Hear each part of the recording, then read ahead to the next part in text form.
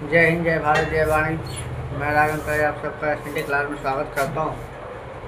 आशा करते हैं आप अच्छे होंगे। आइए आज हम class 12 and BCom partnership admission of new partner chapter के अंतर्गत एक क्वेश्चन को देखेंगे। क्वेश्चन कह रहा है XYZ एक फर्म में पार्टनर हैं जो क्या कहते हैं इक्वली पार्टनरशिप है, उनके बराबर के साझेदार हैं।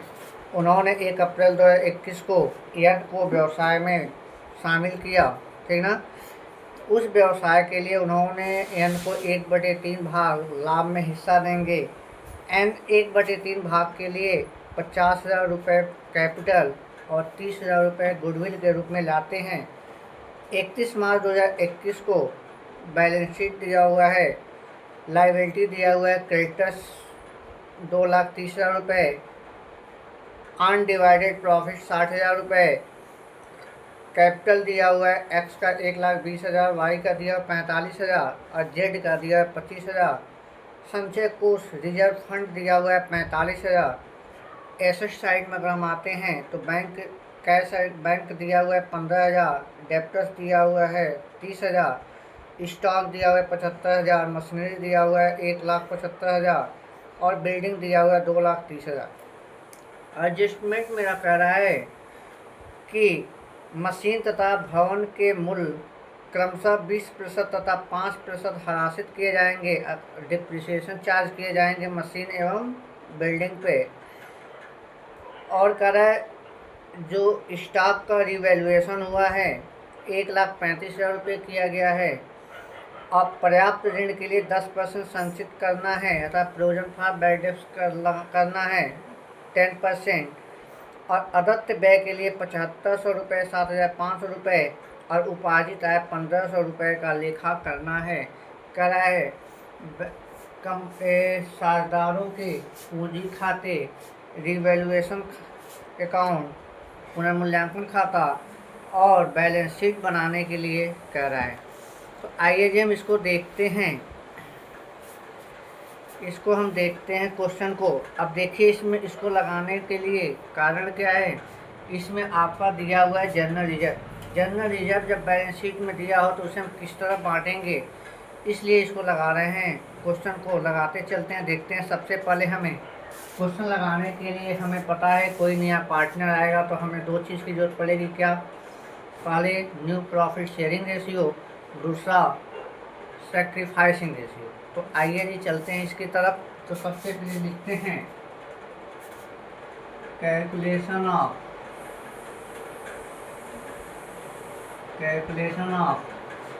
New profit sharing ratio.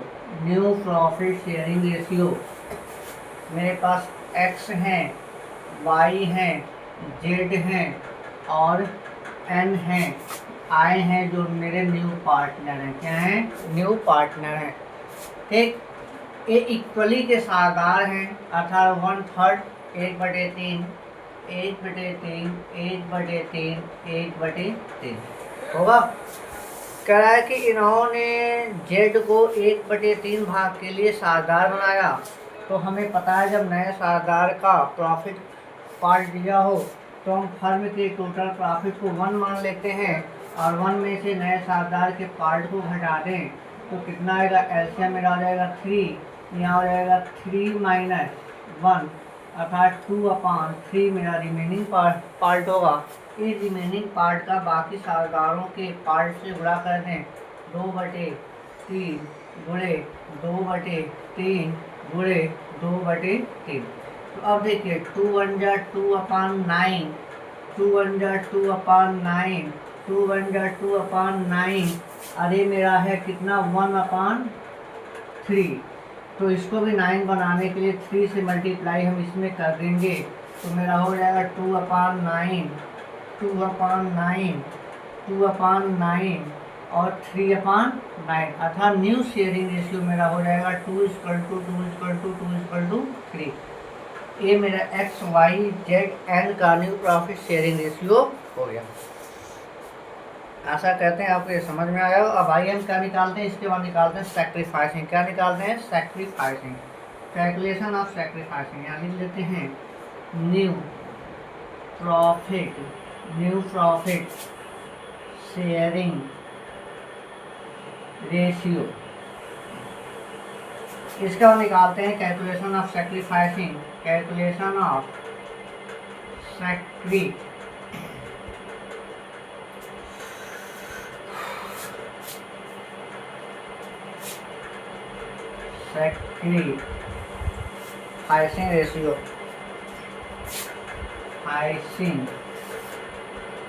Ratio.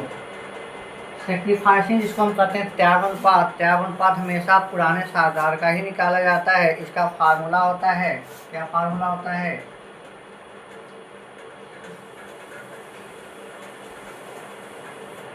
Sacrificing ratio equal to होता है old profit sharing ratio. Old profit sharing ratio minus new profit sharing ratio. ये मेरा फार्मूला होता है। इस फार्मूले में सबसे पहले हम एक्स का निकालेंगे।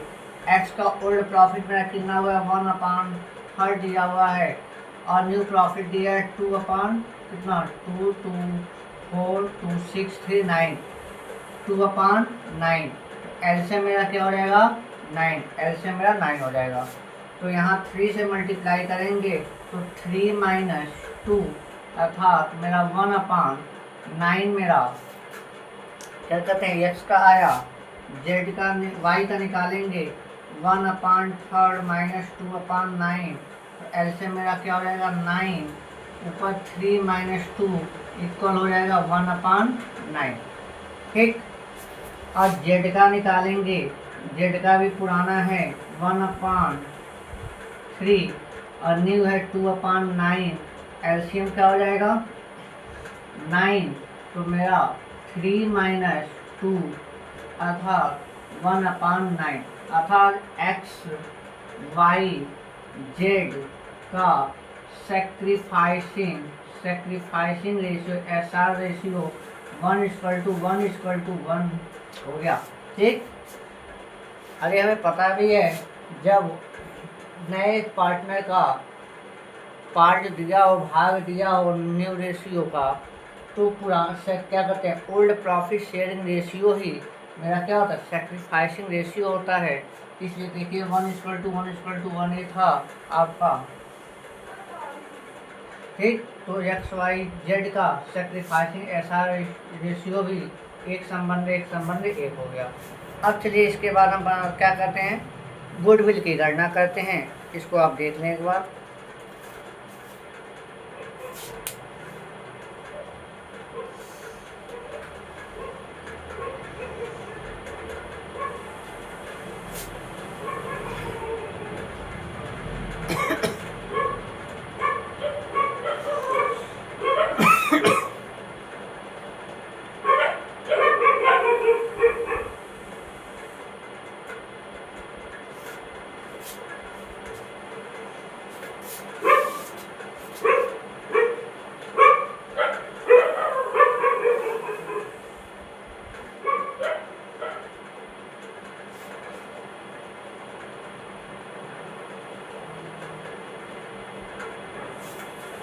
अब आए देखिए मेरे पास क्या है?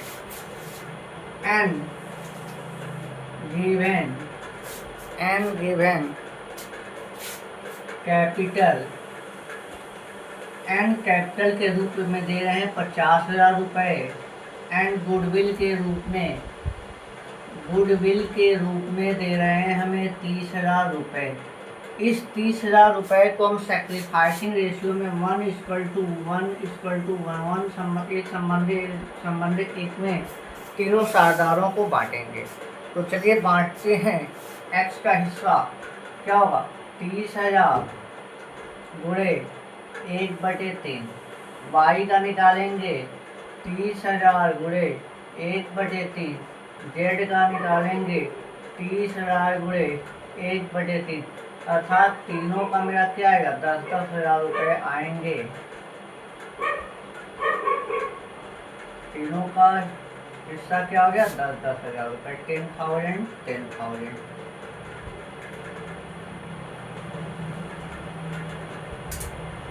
रुपीज। तो इसके एंटी भी बना देते हैं। तो एंटी बनाएंगे तो एंटी देखें आप, तो सबसे पहले नए पार्टनर का कैपिटल और गुडविल लाने की एंटी बनेगी। यहाँ बैलेंस शीट में बैंक दिया है तो बैंक को ही लेके चलते हैं। एंटी मेरा बनेगा, खाली एंटी बनेगी bank account debit to N capital account to goodwill account. हाँ जी, तो एन ने 50,000 रुपये कैपिटल के रूप में दिया हुआ है, 30,000 रुपये पूंजी के क्या कहते हैं गुडविल के रूप में दिया हुआ है। टोटल उसने कितना लिया, 80,000 रुपये, 80,000 रुपीज़ उसने क्या किया, फर्म को दिया। गुडविल को हम बांटते हैं ओल्ड पार्टनर्स के सैक्रिफाइसिंग रेशियो में। इसकी नरेशन हम लिखें तो लिख सकते हैं new partner given the capital and goodwill money. तो इसको चलिए बांटने की एंट्री होती है। देखिए यहाँ पे गुडविल क्रेडिट है तो जाहिर सी बात है गुडविल क्या डेबिट होगा। तो डेबिट करने की एंट्री क्या करते, बांटने की एंट्री होगी goodwill account debit, goodwill account debit to X capital account to Y capital account और टू जेड कैपिटल अकाउंट।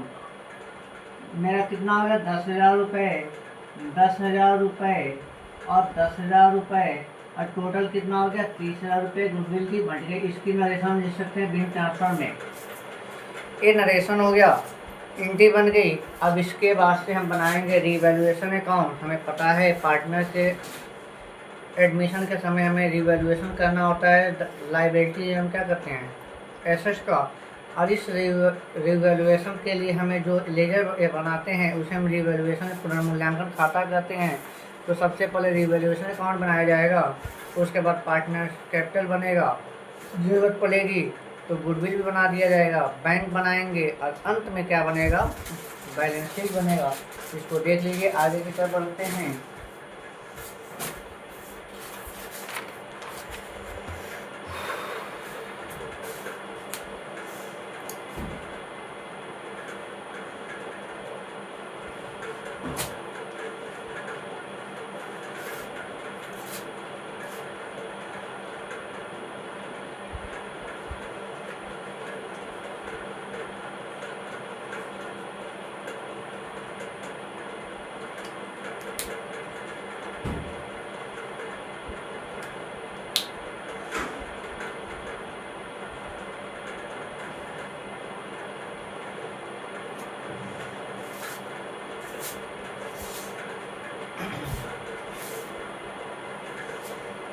आइए चलते हैं हम रिवैल्यूएशन अकाउंट की तरफ।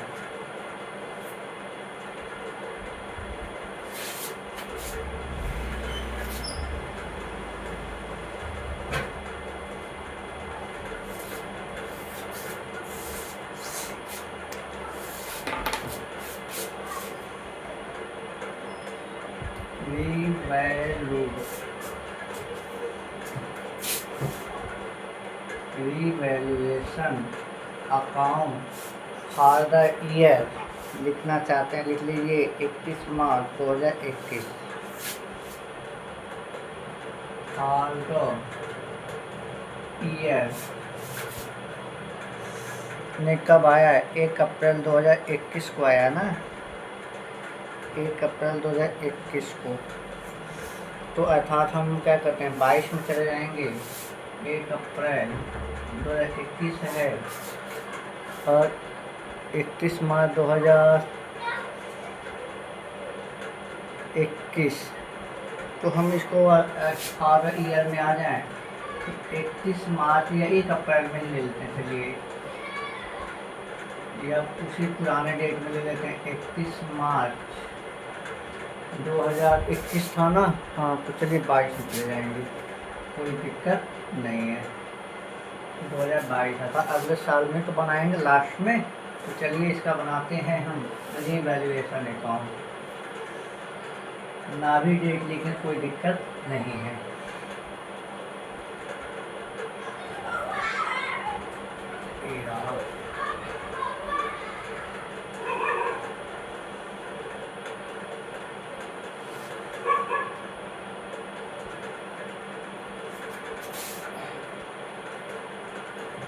पार्टिकुलर अमाउंट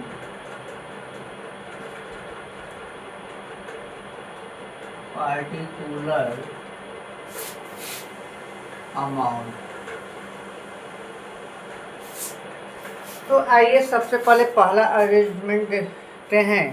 कह रहा है कि मशीन तथा भवन के मूल्य पर 20% और 5% ह्रास लगाना अर्थात डिप्रिसिएशन चार्ज करना है। जब संपत्ति के मूल्य में कमी की जाती है रिवैल्यूएशन के रूप में, तो उस दशा में रिवैल्यूएशन अकाउंट में हमारी एंट्री बनती है revaluation account debit to sundry assets. तो यहाँ एंट्री बनेगी revaluation account debit to machinery account to building account. Debit side में हमें पता है लेफ्ट साइड क्या होता है, डेबिट होता है, और राइट साइड क्या होता है, क्रेडिट होता है। तो आइए जी हम यहाँ लिखेंगे टू मशीनरी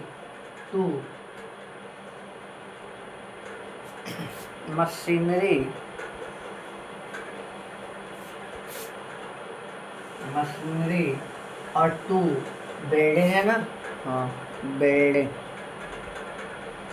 टू बिल्डिंग। अब आइए जी डिप्रिसिएशन चार्ज करते हैं। मेरी बैलेंस शीट में मशीनरी दिया हुआ है 1,75,000 रुपये। मशीनरी मेरा दिया हुआ है, डिप्रिसिएशन ऑन मशीनरी दिया हुआ है 1,75,000 और इसका हमें निकालना है 20%। इसका हमें निकालना है 20%। तो देखिए मेरा आएगा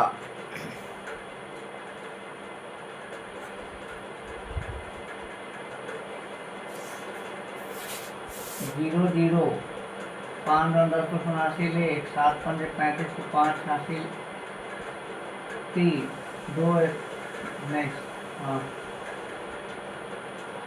2 नहीं कितना हुआ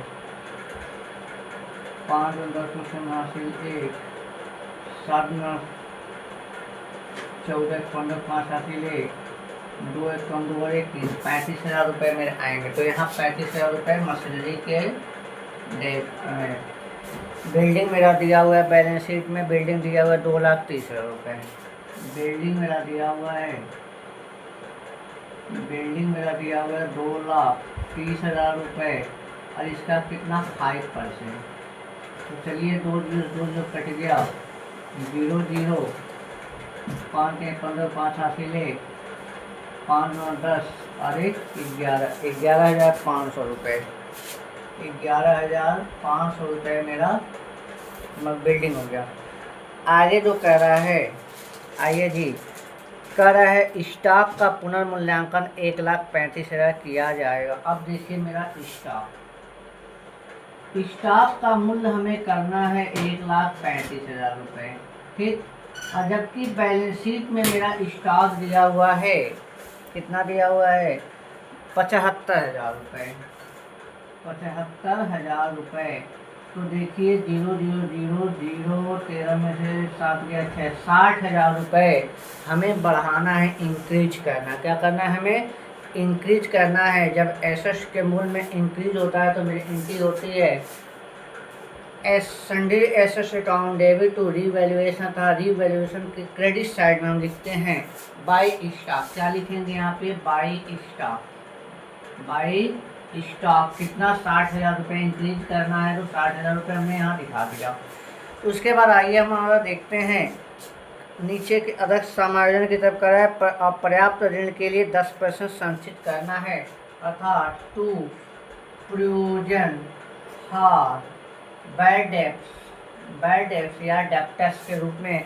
अब देखिए प्रोविजन फॉर बैड डेब्ट्स कब किया जाता है, जब मेरी संपत्ति क्या करते हैं, जो देनदार हैं डेप्टर्स हैं वह पैसा लेके भागने की कंडीशन में होते हैं। तो अब देखिए मेरा डेप्टर्स मेरी एसेट्स है और एसेट्स का डूबने का कंडीशन है, तो वह मेरे लिए लॉस होगा, और जब लॉस होगा तो उसे हम डेबिट साइड में दिखाएंगे। तो इनकी क्या बनेगी, revaluation account debit to provision for debtors account. तो आइए प्रोविजन फॉर डेप्टर्स कर लेते हैं, प्रोविजन फॉर डेप्टर्स या बीडी जिसको हम कहते हैं, ठीक ना, बीडी के रूप में लिख सकते हैं। चलिए आइए क्या कर रहा है, मेरा डेप्टर्स मेरा दिया हुआ है 30,000 रुपये। कितना दिया हुआ है, 30,000 रुपये। 30,000 रुपये का हमें क्या परसेंट निकालना है, प्रोविजन करना है 10%। कितने परसेंट, 10%। 10/100, 0 से 0 कैंसिल हो गया, मेरा कितना आया 30,000 रुपये। इस 30,000 रुपये को हम यहाँ पे रख देंगे। अब आइए कह रहा है कि अदत्त व्यय के लिए 7500 रुपये तथा उपार्जित आय के लिए 1500 रुपये का लेखा करना चाहिए। तो एक्रूड क्या कहते हैं, इनकम, आय कमाया गया है लेकिन अभी प्राप्त नहीं हुआ है, तो ये मेरा एक्रूड इनकम होता है, ठीक ना। Income earn but not receive, ठीक ना, क्या है, एक्रूड इनकम है। तो जब मेरा इनकम कमा लिया अभी प्राप्त नहीं हुआ, तो प्राप्त तो होगा, तो एक्रूड इनकम हमें हमेशा क्रेडिट साइड में लिखेंगे। यहाँ लिखेंगे बाई एक्रूड इनकम इसको टू कितना दिया हुआ है, 1,500 रुपीज।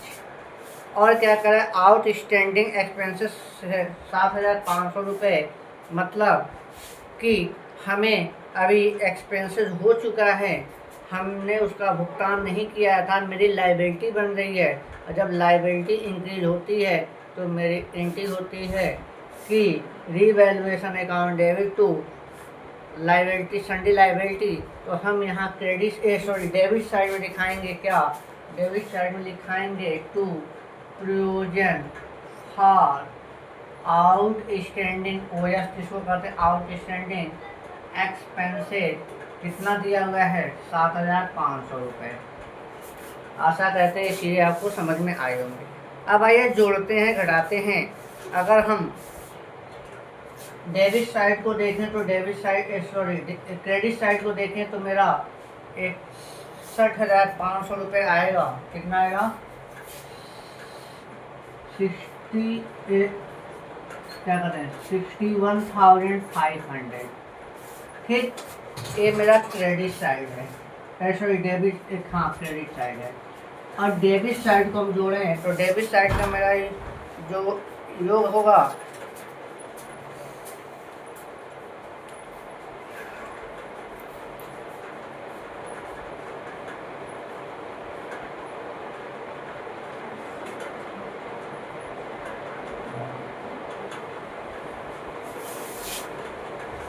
डेबिट साइड का योग देख लेते हैं ऐड करके कितना आ रहा है एक बार।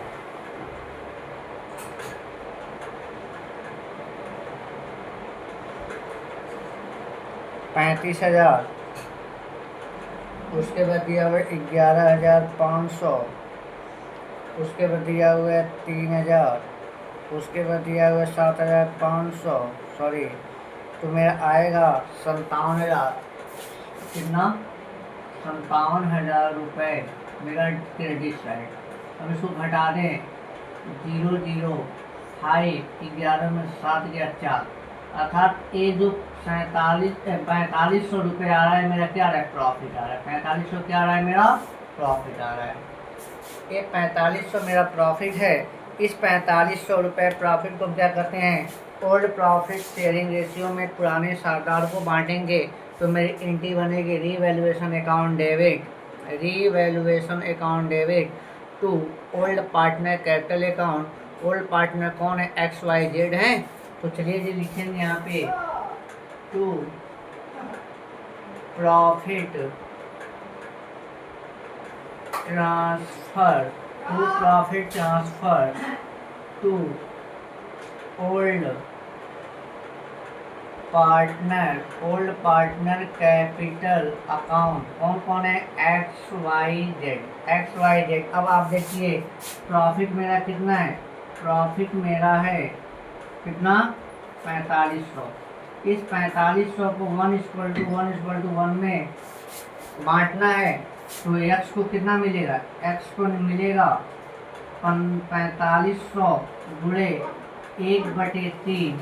y को मिलेगा 4500 गुणे 1/3 अर्थात 1500। और z को भी वही मिलेगा, z को भी 4500 का 1/3 कर देंगे तो मेरा कितना आएगा? 1500। अर्थात 1500 सबको बांटेंगे तो 1500 टोटल कितना हो गया? 4500 रुपये हमने इनको बांट दिया और यहाँ पे टोटल कर देंगे 61,500 61,500 रुपये। ये मेरा रीवैल्यूएशन अकाउंट बनके तैयार हो गया। आशा करते हैं आपको समझ में आया होगा। ठीक, अब हम चलते हैं पार्टनर कैपिटल की तरफ। इसको आप देख लें एक बार।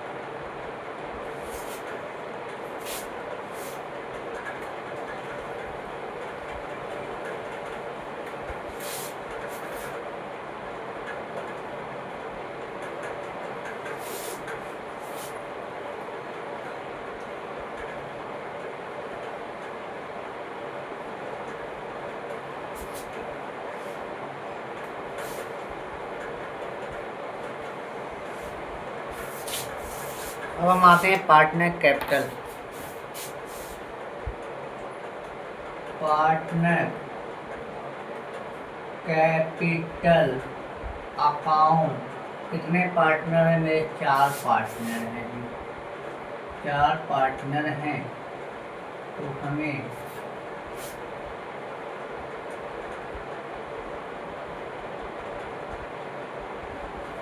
चलिए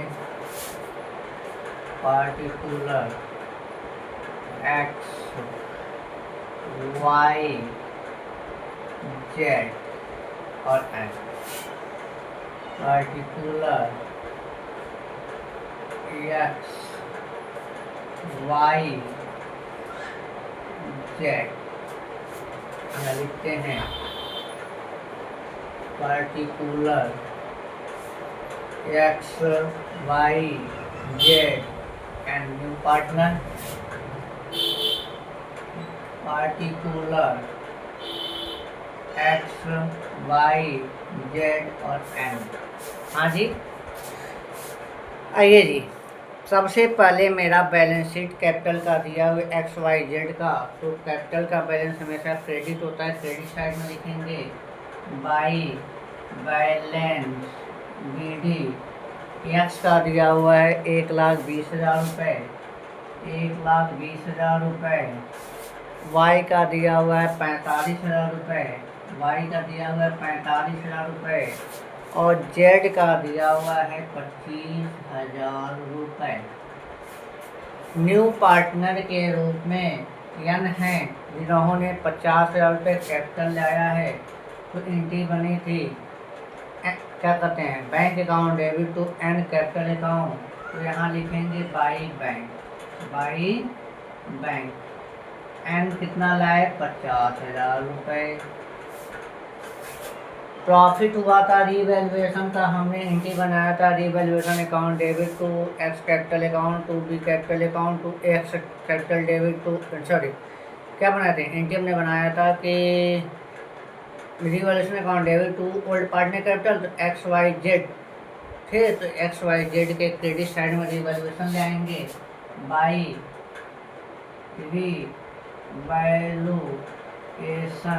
रिवैल्यूएशन कितना 1500 रुपये, 1500 रुपये और 1500 रुपये। हमने गुडविल को बांटा था, गुडविल को बांटने की एंट्री बनी थी goodwill account debit to old partner capital account in their sacrificing ratio, ठीक ना। तो गुडविल को हम बांटे थे, तो यहाँ लिखेंगे बाई गुडविल, बाई गुडविल। पहले जो हो चुका है उसको कह रहे कितना था, 30,000 था, 30,000 को हमने बांटा था 10,000 रुपये, 10,000 रुपये, 10,000 रुपये और 10,000 रुपये। ये मेरा काम हो गया। ये सारे काम होने के बाद मेरे पास रिजर्व दिया हुआ है और प्रॉफिट दिया हुआ है, ठीक ना। इसको हम बांटेंगे, तो रिजर्व को बांटें या प्रॉफिट को बांटें, ओल्ड पार्टनर को ओल्ड प्रॉफिट शेयरिंग रेशियो में ही बांटते हैं। तो एंट्री बनती है profit account debit regional reserve account debit to old partner capital account in their old profit sharing ratio. तो यहाँ हम लिखेंगे बाई रिजर्व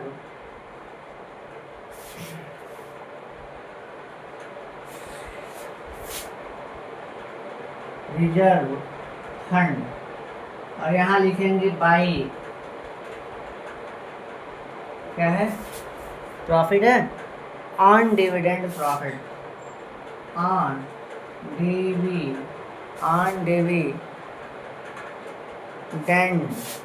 डिविडेंड प्रॉफिट। तो चलिए जी इसको बांट देते हैं।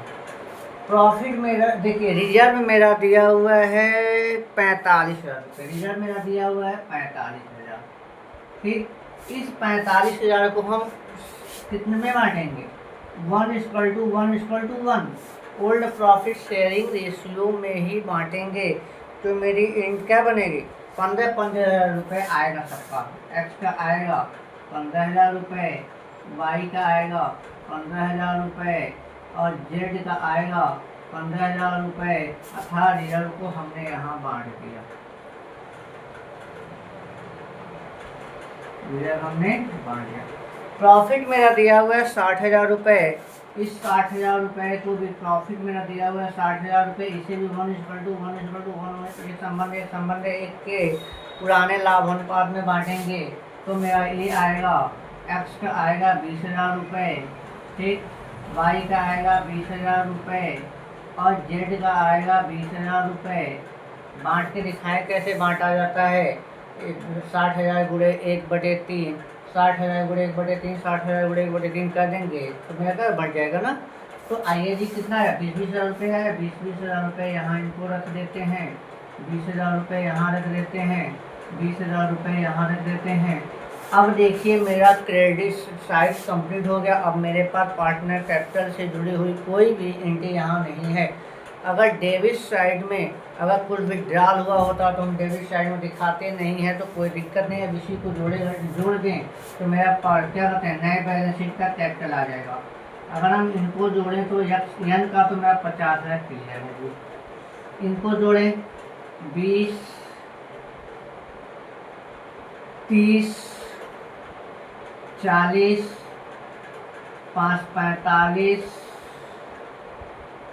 45 और 5 50, 20 70 और 71,500, 71,500 मेरा हो गया जेड का। ठीक, इनका हम जोड़ दें तो 91,500 इनका आएगा। हाँ, इनका जोड़ दें 1,66,500, 1,66,500। इस बैलेंस को हम यहाँ ट्रांसफ़र करेंगे, यहाँ लिखेंगे टू बैलेंस CD 1,66,500, 91,500, ठीक, 71,500 और यहाँ लिखेंगे 50,000, यहाँ बैलेंस कर दें तो चलिए जी 1,66,500, 91,500 और 71,500 और 50,000 रुपीज़, ये मेरा बैलेंस शीट बन के क्लियर हो गया। आशा करते हैं आपको पार्टनर कैपिटल समझ में आया होगा। अब हम बनाएंगे क्या, बैंक अकाउंट। बैंक अकाउंट के बाद बनाएंगे बैलेंस शीट। तो आइए इसको देख लीजिए एक बार।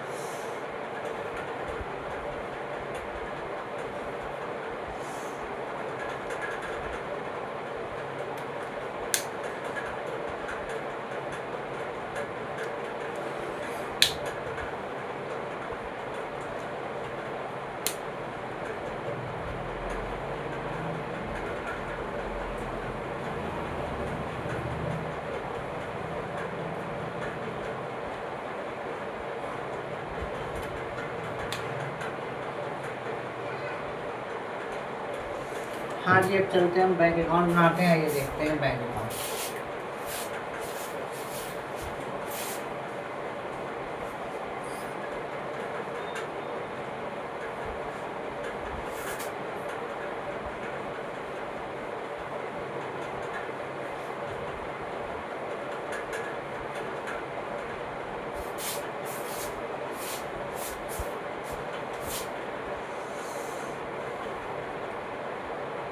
बैंक अकाउंट,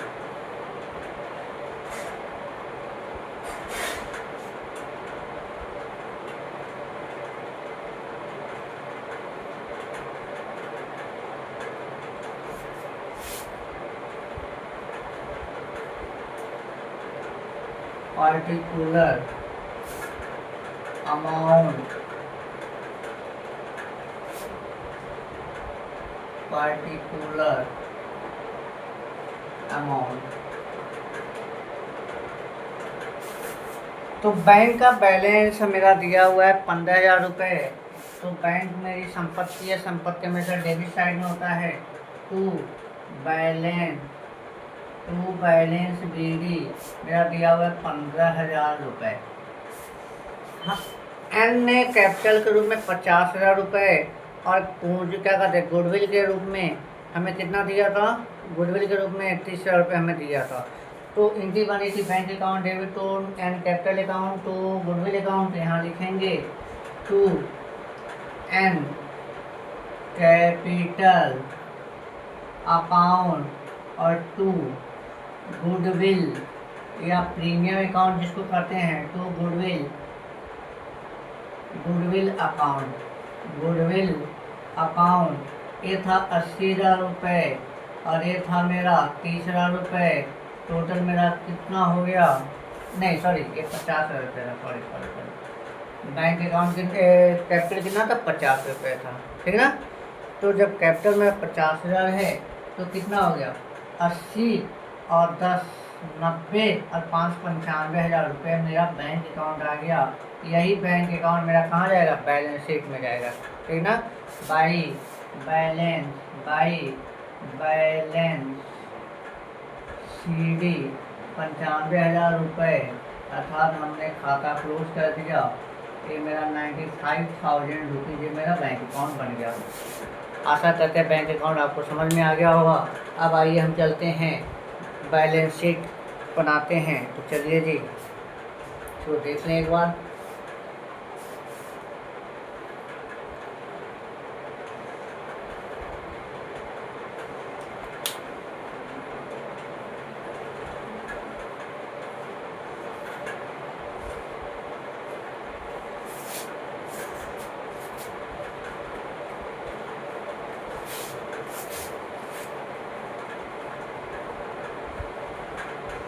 अब हम बनाएंगे क्या, बैलेंस शीट।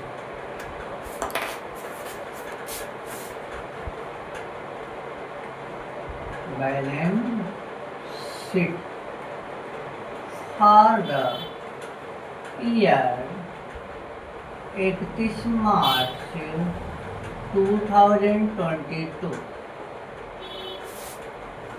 चलिए जी बनाते हैं बैलेंस शीट। ये रहा मेरा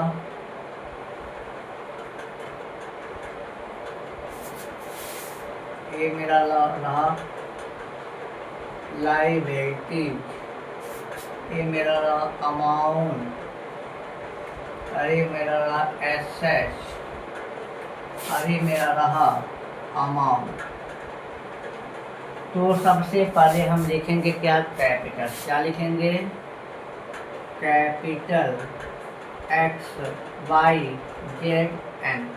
एक्स का था 1,66,500, वाई का था 91,500 और जेड का था 71,500 और एन का था 50,000 रुपये।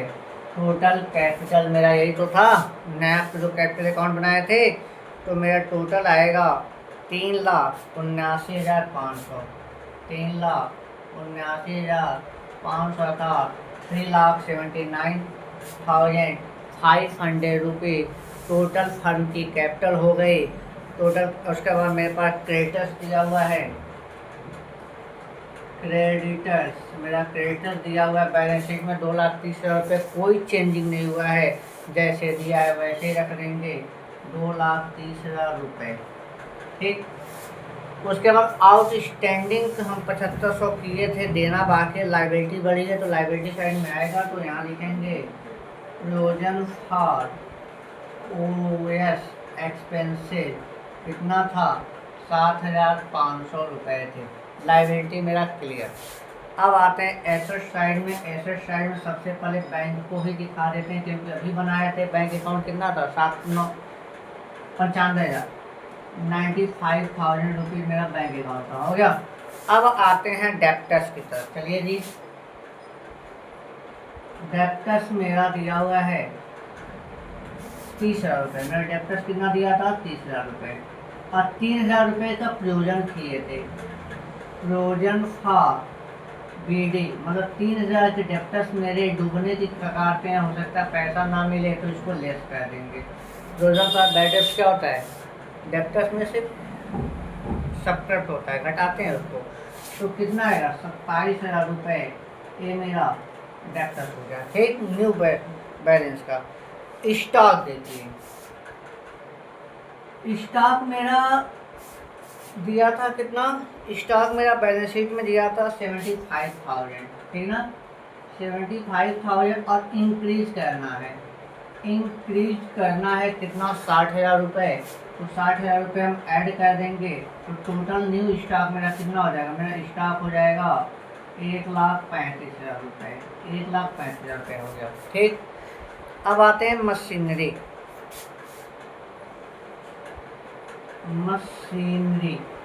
मशीनरी मेरा था कितना, 1,75,000 रुपये, 1,75,000 रुपये मशीनरी था।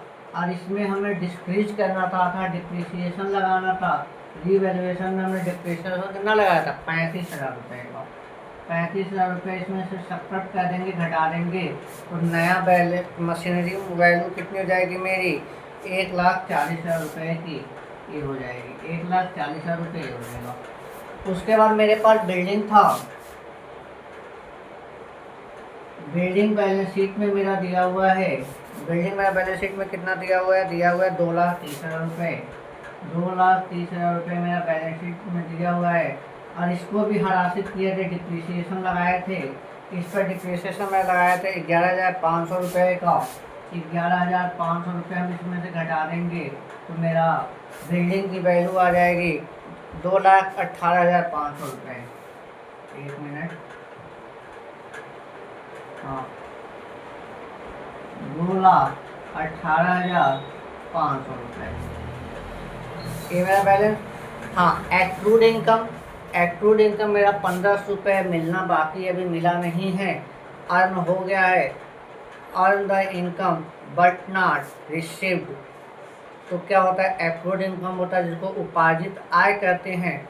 उपार्जित आय को हम हमेशा बैलेंस शीट के एसेट साइड में दिखाते हैं। तो एसेट साइड में लिखेंगे एक्रूड इनकम। एक्रूड इनकम कितना था मेरा, 1500। ठीक, अब मेरे पास कोई चीज़ नहीं, इसको ऐड कर दें। अगर ऐड करेंगे तो इसका ऐड करेंगे आएगा 6,17,000 रुपये।